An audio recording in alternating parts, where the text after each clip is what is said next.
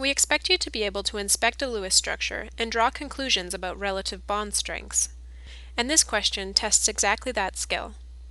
After you've read the question, make sure you understand it. The question asks you to predict whether SO3 or SO3 2- will have the shorter SO bonds. You should recall that shorter bonds are stronger bonds. For example, a double bond will be stronger and shorter than a single bond. Also, if you get a hint in a question, make sure you use it.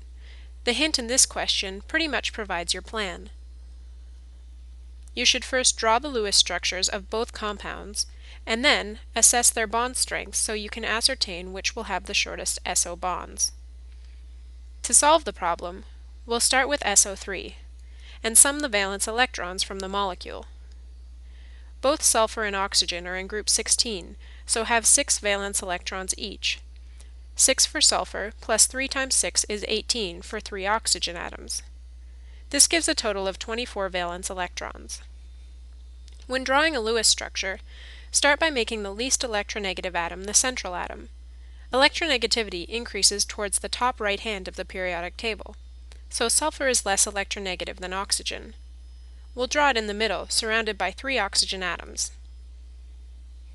Next, draw lines from the central atom to the outer atoms.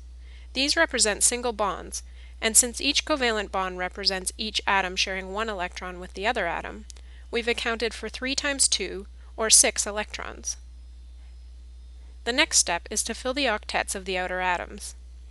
We need 6 for each oxygen atom, so we've used up another 18 electrons and accounted for all 24 electrons in the molecule. However, sulfur still doesn't have an octet. That can be fixed by taking a lone pair from one of the oxygen atoms and using it to form a double bond between oxygen and sulfur. Now all atoms have an octet. You'll notice that any one of the 3 oxygen atoms could have donated a lone pair, so we can draw 3 equivalent resonance structures. The average structure, the resonance hybrid, will have an effective bond order of about 1 1/3, the double bond being shared between 3 bonds. So SO bond lengths for this molecule should be slightly shorter than an SO single bond. The same procedure goes for SO3 2-. It has 2 more electrons than SO3 because of the negative charges. This gives a total of 26 valence electrons.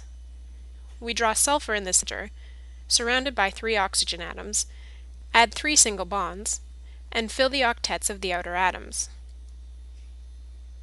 The remaining 2 electrons can be put on the central atom. In this case, all atoms have an octet, so we can say there is just one Lewis structure with an average SO bond order of 1. Now check your answer. It never hurts to spell it out.